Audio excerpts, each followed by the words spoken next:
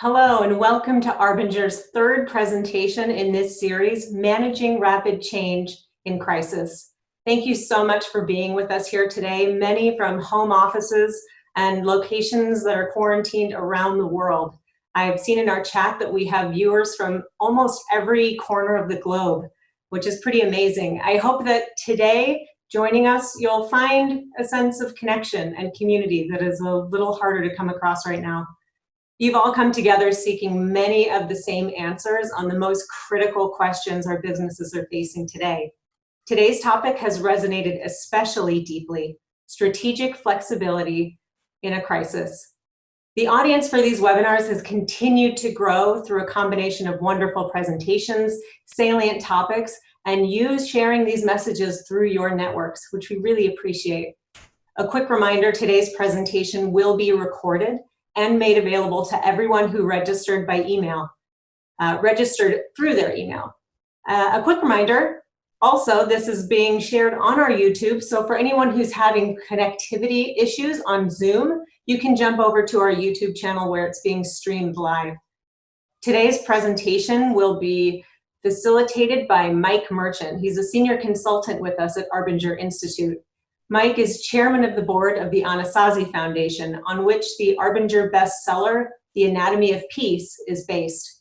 He's facilitated and consulted internationally with senior leaders, corporations, government agencies, and nonprofits on the topics of leadership development, change management, conflict resolution, strategic alignment and execution, and improving organizational performance.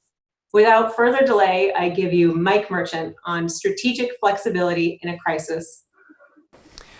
Thank you, Sarah. Thanks for the introduction. And thank you for joining us today.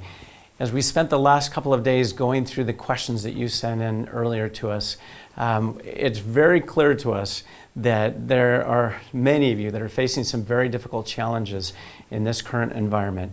So I took some time to really think about what could we actually bring in that would be most helpful to you today. So I've taken two tools out of our outward mindset strategic planning execution process that I wanted to bring right into our workplace today.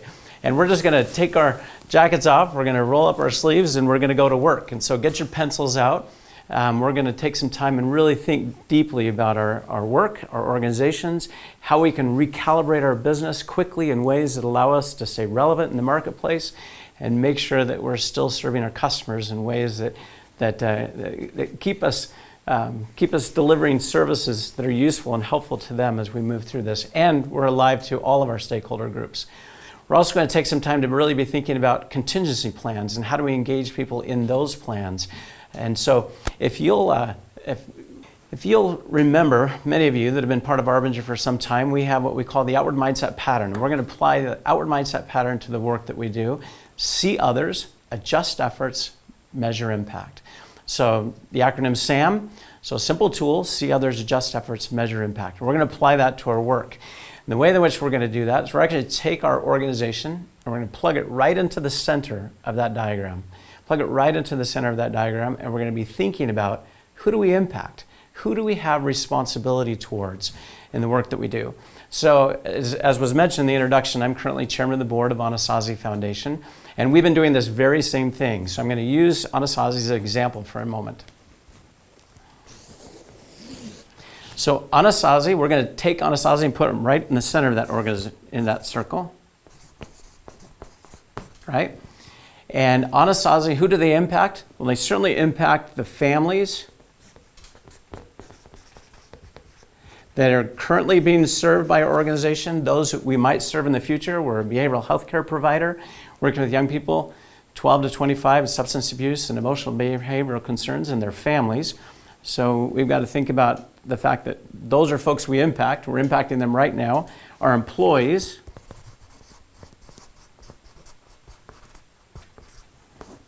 and they have an outside triangle. And certainly our providers,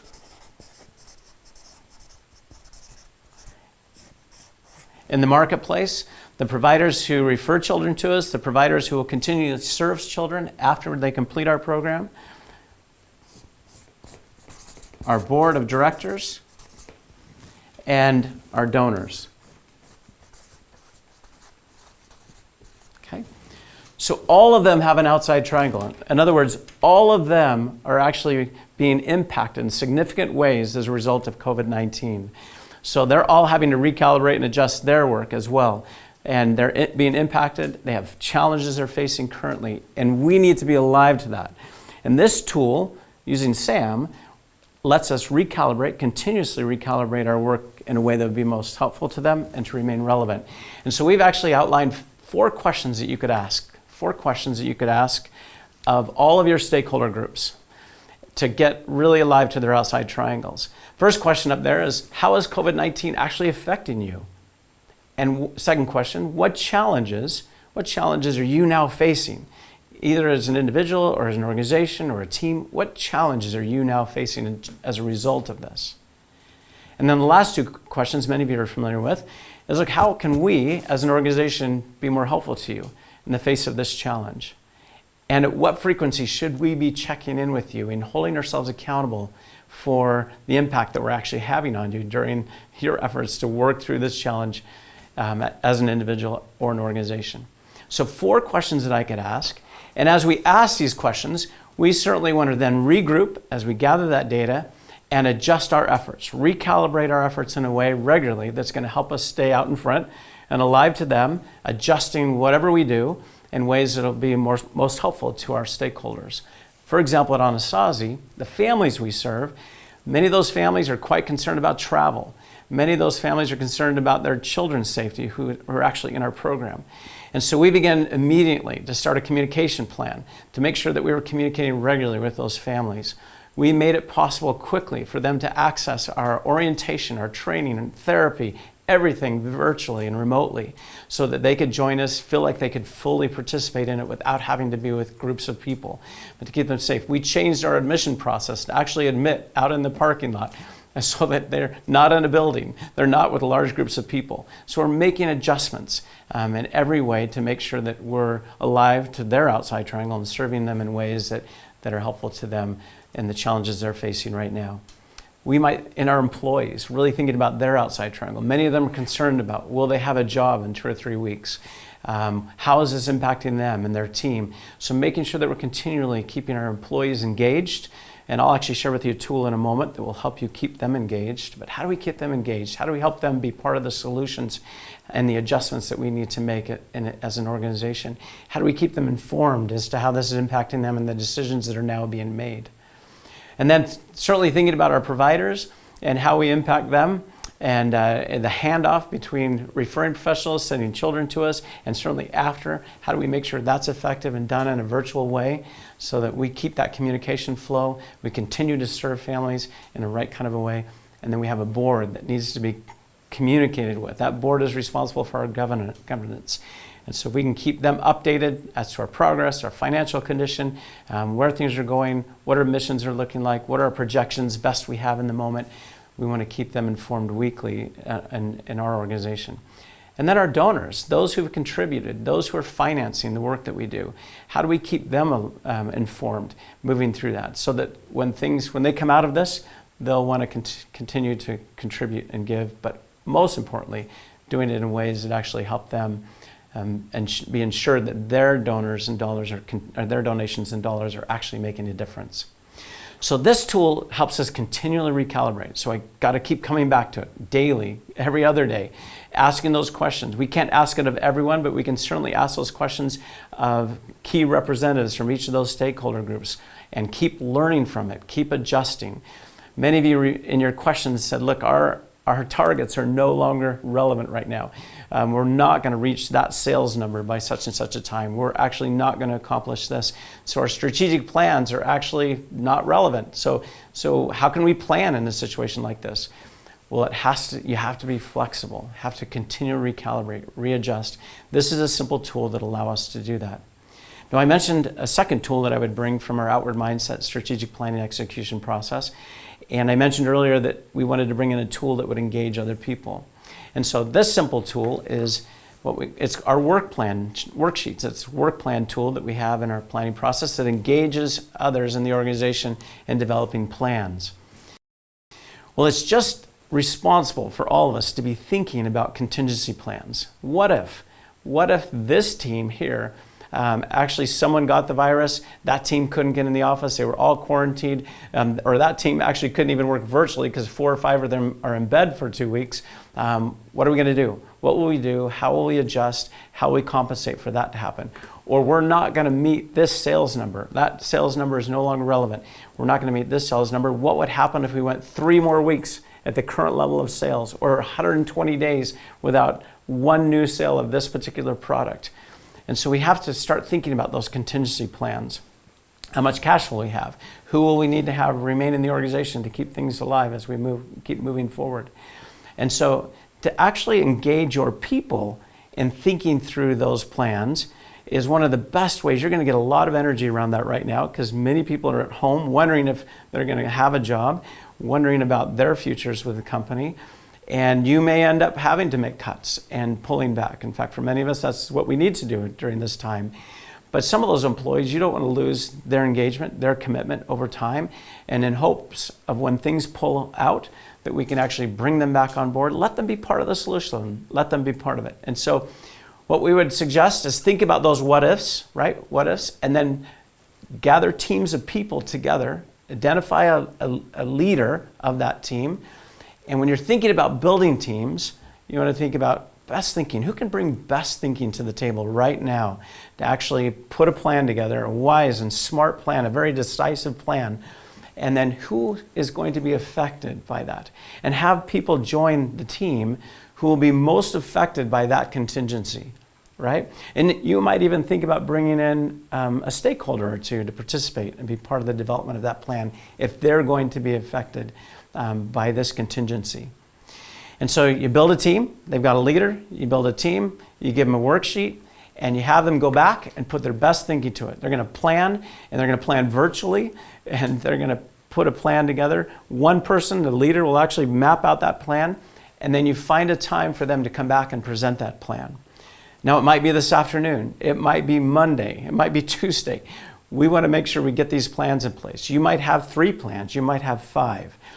One of the things I always would recommend is that each one of these teams be thinking about when would we trigger this plan, right? When would this plan be triggered? When would we kick this plan off? At what cash number or what sales number? Which data point is going to tell us we've got to actually launch this particular plan? So have them go back, put those plans together, come back and present them, refine those plans together as they present, find ways that they can help. And now everyone's engaged in that plan. Several years ago, we worked with a large military base that was closing a hospital, actually closing a full-out hospital and scaling it down to a small clinic. And many of the people that worked in that hospital were going to lose their jobs. We started out with 9 people. And we started with 9 people, and we began to think about our stakeholders. Who is impacted by this change, this closing down of this hospital and scaling it down to a clinic? Who's going to be affected the most by that? And we put teams together. We put teams together to think about what we can do strategically to mitigate or to minimize the impact that might have on our stakeholder groups.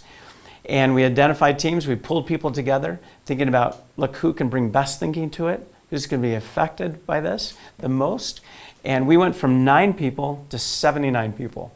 And those plans were presented, they were shared, they were adjusted, they were refined based on all the input. Those 79 people, most of those 79 people were going to lose their jobs in the process of this scale down. But they brought their best thinking to it. They helped us see what we couldn't see as leaders as we moved through that process. And they owned it. It was part of their plan. And if they were going to lose their job, they knew exactly why and when and what they could do to actually help the organization minimize the impact that might have on their patients, on other stakeholder groups as they move through that. And so this is a tremendous opportunity to pull people together, put a plan together. Although you can't do a long-range strategic plan in a market like this, you certainly can do short-term plans. And those short-term plans, contingency plans, are just wise and smart to do and an opportunity to engage people in that process. Okay? So those are a couple of tools. SAM, to let us recalibrate our work regularly, thinking about who do we impact and their outside triangles, bring that back, adjust our efforts, and then regularly check in with them. And then thinking about, contingency plans and building teams to actually put those plans together, think about when we trigger those plans, and get them engaged and sharing those plans out. They own it, no matter where the organization goes. So we wanted to actually share those with you, and then I wanted to open it up for questions, because I know there are several more of you that have questions. I watch those questions rolling through right now. So we're going to open up for questions for a moment just to talk about these two areas. And so I've got a surface over here that I'm going to keep in front of me. We'll actually pull up some of those questions together and talk about them in the time that we have remaining as we go through that. So here's from Frederick. How does someone in a manager role direct organizational efforts towards regular check-ins? Well, that's you doing regular check-ins. I think as a leader, we need to think about the frequency of check-ins. For example, as chairman of the board with Anasazi Foundation right now, every day I'm on a call with that team every single day. So we might think about our current cadence of checking in and how can we increase that. So we set the tone as a leader of increasing the frequency of those connections, those check-in points. And because as many of us know, everything's changing. Every moment, every day, things are changing. Okay? Next question on here is how can we adjust these changes without losing focus? Well, we're going to lose focus in about 2 hours when the next news clip comes up. And so it will change. Thank you very much. We'll lose focus regularly. And so we just have to keep recalibrating and rechecking in. And so again, I love the tool of SAM, see others, adjust efforts, measure impact, keeps me outward and lets me be very intentional about being outward. But come back, adjust my efforts, get refocused, and go to work. The next one here that I love is like, how do we walk back policy that changes so quickly, especially if the new one reverses the prior one? That's a great question. We've had to rethink several of our policies and why we actually have that policy. For example, there's some that we've thought about, why do we have that policy in place right now? And can we be flexible on that policy for the next 120 days to make it easier for our families to participate, or to make sure that we're delivering the very best and most effective services to the children and families that we serve? So rethinking policy, being flexible on policy, you might just say at this point, and temporarily, we're actually going to go for the next 120 days, we're going to not hold to this, we're going to hold to that, right? And so you've got to be flexible on policy as you move through that. What would be a good way to measure impact? Thanks for asking that question, Cameron. So when we're thinking about measuring impact, right now it's going to be live. It's going to be real time. It's going to be check-ins. It's going to be asking questions about the impact we have on others. Many of us measure impact in terms of just output, right? Financial metrics. And we're thinking about the work we're pushing out. I mean, how many people bought this? How many people did this? But the truest measure of our effectiveness is not actually what we're pushing out or what we deliver. It's actually the usefulness of our services for others and helping them in a difficult time like this. So it's utility or usefulness of our work for others, impact. And so we have to do this real time, regular check-ins, regularly asking those questions as we move through that. So great question, Cameron. Bert asked a question here that says, requesting feedback on needs and then not being responsive to those needs can lead to disengagement and or negative behavior. No, that's something to be very much alive to. So asking the questions doesn't necessarily mean that we can actually do all that our customers, our employees are asking of us. In fact, I would share that with them right up front. You know what? Look, we may not be able to do that. But as you listen to them and listen long enough and get really curious, that's what it means to do SAM and to be outward, is to get really curious. You'll find something you can do, something you should do, some change in what you're trying to do right now that'll be helpful. So yes, be wise. Don't make commitments you can't make. And yes, sometimes just asking the question makes people think that you can do that. So I would simply be wise and say, we're not certain we can do that. But this one thing we could do well. And by doing that, they suddenly feel seen, heard, valued, listened to as a customer. And so they're engaged now with you. And so great question. Got to be wise and smart through all this process. Next one. This is from Sarah. All my clients are focused on picking up rolling out the right tech tools. Are these the wrong things to be focused on? What should the focus be? Now, tech tools can be super helpful right now, but there's really simple ones. I mean, there's Zoom, there's GoToMeeting, there's simply FaceTime, right? There's tools that allow us right now to connect, communicate with each other virtually. There's free tools, there's tools that are very inexpensive that you can use that don't take a lot of ramp up time. Our team at Anasazi had not used Zoom. We actually decided we were going to use Zoom for all of our meetings so that everybody would connect it. And so we have several meetings a week, as you can imagine, keeping our work moving forward. And so we set up Zoom. I sent them a simple YouTube video of how to set up that meeting, and they're rolling. They're just rolling and doing it. So it doesn't take super high tech. We can use our laptops. We can use our phones to connect and have those conversations with each other. It's about having the conversations. It's about the regular check-ins right now. People at home, especially your employees and many of your customers, don't feel seen, heard, or valued. They're feeling quiet and they're wondering what's going on. That uncertainty is the biggest killer of productivity that we have out there. So we've got to connect. And as leaders, we set the tone for that connection, and we invite our team members to do the same. Okay, another question. This is Bradley. It says, I am always curious about upward influence. Should I, as a basic employee, ever be concerned about too much outward mindset? That's a great question. And so that question actually implies that to be outward means that I do everything, right, for that person. I can't. And it goes back to the question that was asked earlier, especially towards a leader. I've got to be clear that says, this I can do. And this is certainly something I can accomplish, get done by Thursday, by Friday, whatever time frame that is. But I can't do this in that window of time or that place. They need to know that. Leaders can actually, if I'm reporting upward and I'm thinking about their outside triangle, what they're trying to accomplish, they need to know our capacity and our capabilities as we move through this as well. And so to be outward means I'm straight, I share exactly where I'm at, and it's about doing the right thing. It's not about doing everything.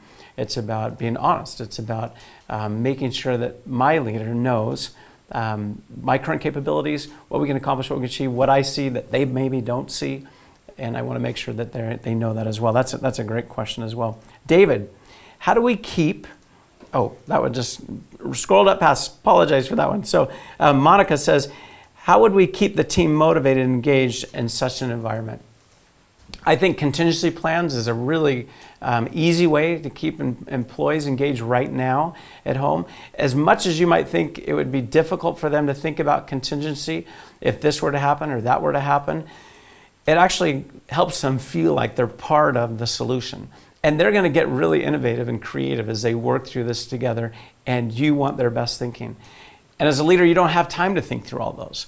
So you might say, you know what, you guys, I need your help right now to think about if this were to happen, can you bring your best thinking to that and maybe go and ask these 3 people to join you in that process and come back on Monday and tell us what you come up with and what your thoughts are? That helps them feel like they're part of the solution, even if that solution is difficult. So in the short term, I think building contingency plans is a wonderful way to engage people. But we want to see what they see. We can also engage them by simply asking the questions. Because many of them are interacting with your customers.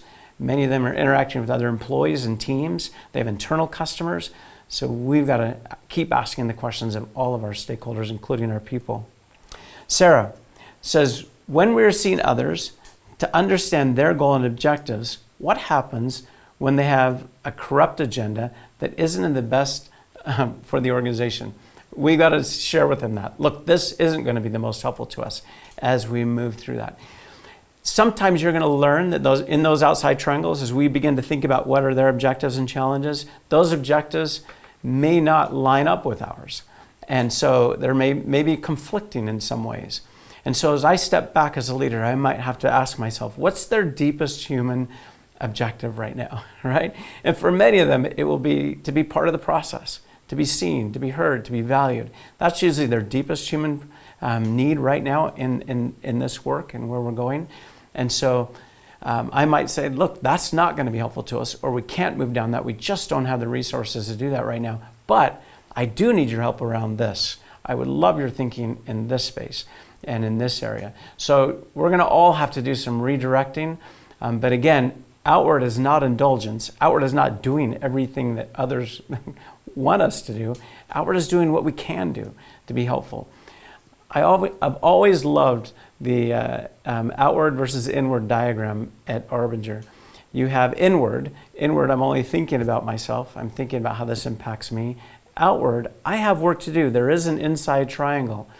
But the difference between outward and inward is that there's an outside triangle. When my mindset is outward, I'm alive to the fact that this is hard for other people as well. This is not easy for them. They're experiencing pain at this time as well. So how can I actually do my work in a way that either minimizes the negative impact that's going to have on them, or even better, in a way that actually helps them be successful in whatever challenge, overcome the challenge they're facing, and help them be successful in whatever they're trying to achieve in the moment as they wrestle and move through that. So again, I can't overemphasize Sam. Simple as it is, and super profound and very helpful tool as we recalibrate. Next question, Ellie. Does it not increase anxiety making contingency plans? That's a great question. And so I actually think there's more anxiety when somebody's sitting at home wondering what's going to happen to me.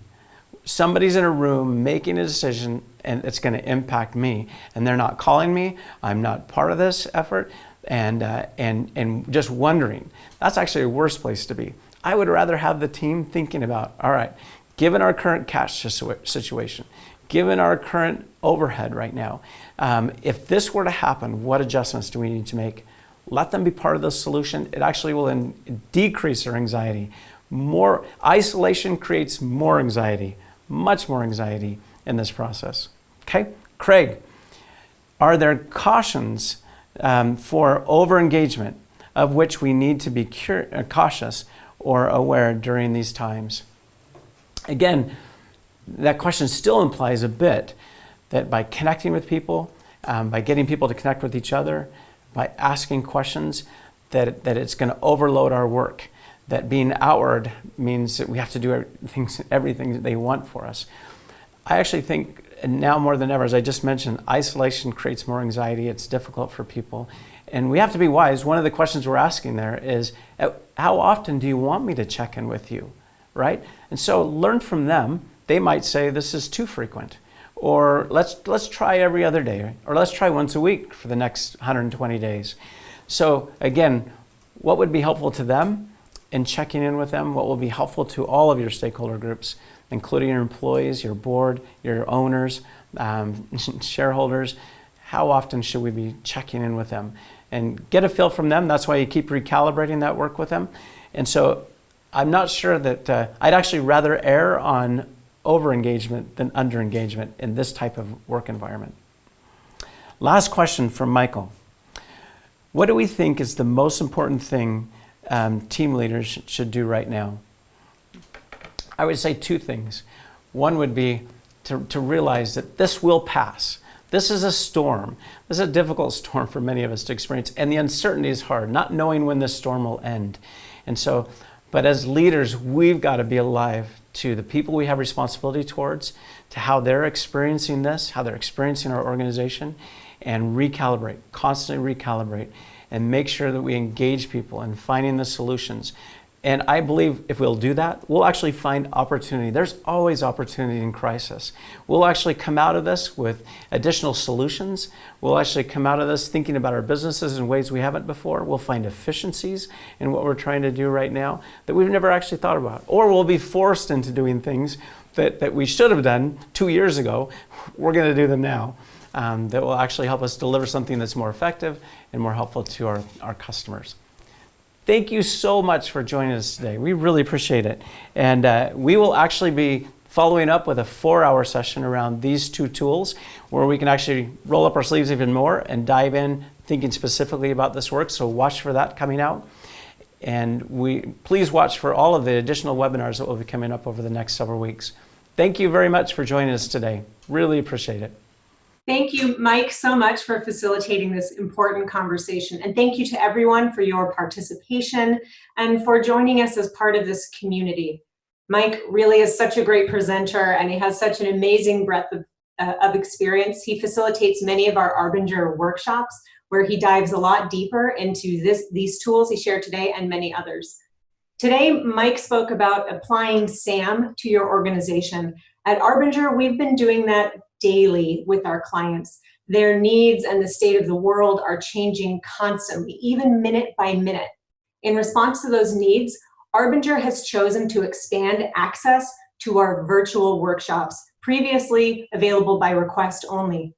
Whole teams can participate from wherever their desks currently sit. Our world-class virtual workshops are bringing teams together right now and providing desperately needed tools to not just survive this crisis, but to thrive in it. Along with our virtual workshops, facilitators like Mike are available to speak to your organization and coach your leadership through this time when strategic flexibility is not a luxury, it is a necessity. To bring in experts like Mike and dive deeply into the application of these and many other tools, visit arbinger.com and contact us there. You can also contact us via email at info@arbinger.com. That's info@arbinger.com. Our series continues next Tuesday with another highly requested topic: don't hold people accountable, develop accountable people. Be sure to follow Arbinger on all of our social media. You can find additional resources there, get announcements about our broadcasts, and learn more about our virtual product offerings. Again, this broadcast today was recorded, and you'll receive a copy of it in your email later today. Thank you again for joining us, and we look forward to seeing you on Tuesday.